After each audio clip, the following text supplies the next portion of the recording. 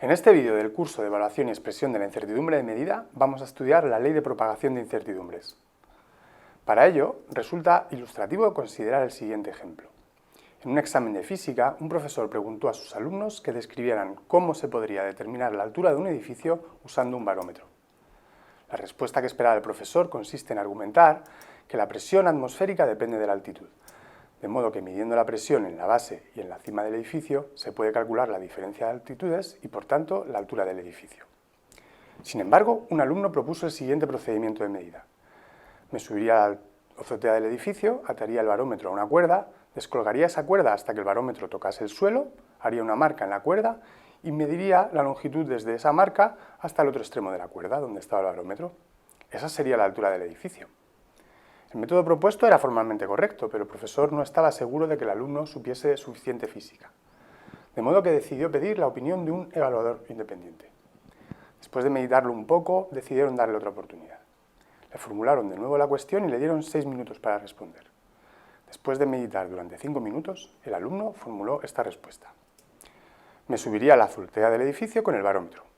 Lo dejaría caer y mediría el tiempo que tarda en llegar al suelo. A partir de ese tiempo podría calcular la altura del edificio. Los profesores, desconcertados, le preguntaron si no sabía cómo determinar la altura del edificio de otra manera. El alumno añadió que efectivamente conocía otras soluciones. Por ejemplo, colocaría el barómetro en vertical, apoyado en el suelo, junto al edificio, un día soleado. Mediría la sombra del barómetro y la sombra del edificio. A partir de estas medidas y conocida la altura del barómetro, podría calcular fácilmente la altura del edificio, tal como hizo Tales de Mileto para conocer la altura de las pirámides. También dijo conocer otros métodos más sofisticados. Construiría un péndulo físico con el barómetro. Mediría el periodo de oscilación de ese péndulo en la base del edificio y en su cima, y a partir de esas medidas determinaría la altura del edificio. Pero al final el alumno reconoció que el mejor método que conocía era preguntárselo al administrador del edificio a cambio del barómetro. Esta famosa anécdota está inspirada en la publicación de Alexander Calandra titulada Ángels on a Pin, cuyo título hace referencia a una antigua cuestión escolástica sobre cuántos ángeles pueden caber en la cabeza de un alfiler.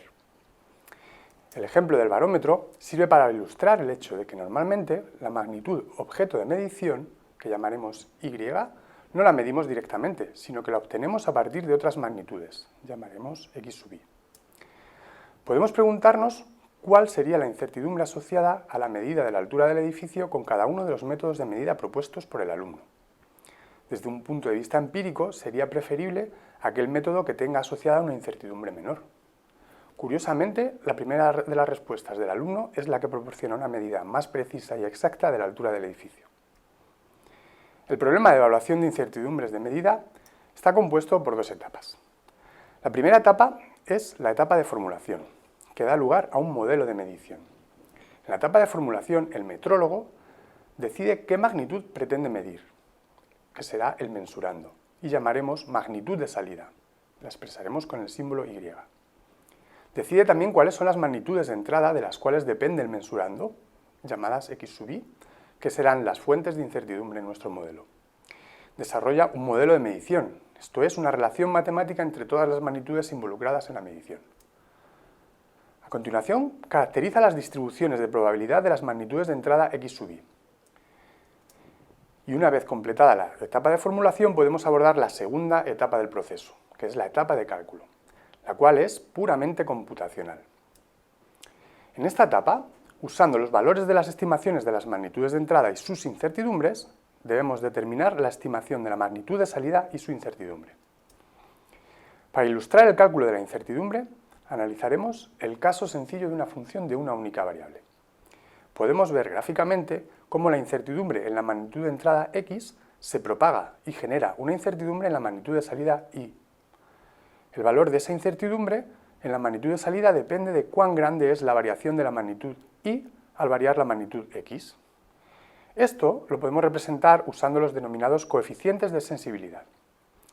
Los coeficientes de sensibilidad nos dan una medida de cómo de sensible es la magnitud de salida y a los cambios en las magnitudes de entrada X sub i. Describen, por tanto, hasta qué punto las incertidumbres en las magnitudes de entrada influyen en la incertidumbre de la magnitud de salida. Estos coeficientes tienen dimensiones y, por tanto, unidades, tales que al multiplicarlos por sus respectivas magnitudes de entrada, nos dan las dimensiones de la magnitud de salida. En el caso en que las magnitudes de entrada tengan las mismas dimensiones que las de salida, los coeficientes de sensibilidad serán adimensionales. Es fácil ver también cómo los valores de los coeficientes de sensibilidad dependen del valor de la magnitud de entrada, esto es, de en qué punto estemos evaluando la magnitud de salida. Además, no debemos olvidar que las ecuaciones anteriores son una aproximación, son sólo válidas cuando las incertidumbres de las magnitudes de entrada son relativamente pequeñas y la aproximación del desarrollo en serie de Taylor a primer orden es adecuada. Esto es, cuando podemos linealizar el valor de la función alrededor de los valores de las mejores estimaciones de las magnitudes de entrada. Si esta aproximación no se cumple, entonces tendríamos que considerar más términos en el desarrollo en serie de Taylor de la función y obtener una nueva expresión para la ley de propagación de incertidumbres. La expresión comúnmente utilizada en todo el mundo para calcular la incertidumbre típica de la magnitud de salida, conocida como incertidumbre típica combinada, es la que se muestra en esta diapositiva. En la etapa de cálculo de la incertidumbre típica combinada, puede ser muy conveniente recoger toda la información relativa a cada magnitud de entrada de forma sistemática, tal como se muestra en esta tabla. Esto es lo que se conoce como una tabla de incertidumbres. Nos puede ayudar a seguir los pasos de forma ordenada y evitar cometer errores en el cálculo. El primer paso sería identificar todas las magnitudes de entrada que serán las fuentes de incertidumbre. A continuación, recopilaremos toda la información disponible acerca de la incertidumbre de cada magnitud de entrada, incluyendo las distribuciones de probabilidad que las caracterizan. De ese modo podremos encontrar el divisor necesario en cada caso para expresar todas las incertidumbres en forma de incertidumbres típicas. El siguiente paso será calcular los coeficientes de sensibilidad para cada magnitud de entrada y con ellos y las incertidumbres típicas calcular la contribución de cada magnitud a la incertidumbre típica combinada de la magnitud de salida. Una tabla de este tipo se puede además implementar fácilmente usando un programa o una hoja de cálculo.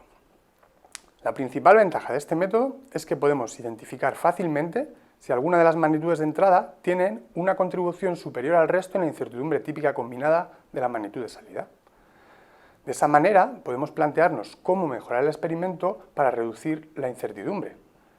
No tendría mucho sentido intentar reducir la incertidumbre de una magnitud de entrada que contribuye poco a la incertidumbre típica combinada, y podríamos centrar nuestros esfuerzos en mejorar la medida de aquellas magnitudes que tienen una influencia mayor.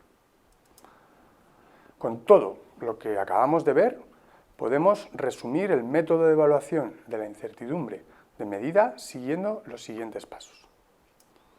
El primer paso será expresar matemáticamente la relación existente entre el mensurando y las magnitudes de entrada, de las que depende, usando una función. Dicha función debe contener todas las magnitudes, incluyendo todas las correcciones y factores de corrección que pueden contribuir sistemáticamente y significativamente a la incertidumbre del resultado de medición. El segundo paso será determinar el valor estimado de cada una de las magnitudes de entrada, bien a partir del análisis estadístico de una serie de observaciones, bien por otros métodos.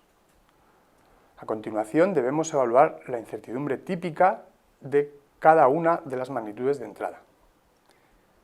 En cuarto lugar, debemos calcular el resultado de la medición, esto es, la estimación del mensurando a partir de la relación funcional, utilizando para las magnitudes de entrada las estimaciones obtenidas en el paso 2. Lo siguiente será determinar la incertidumbre típica combinada del resultado de medida, a partir de las incertidumbres típicas asociadas a las estimaciones de entrada. Y por último, debemos documentar el resultado de medición junto con su incertidumbre típica combinada.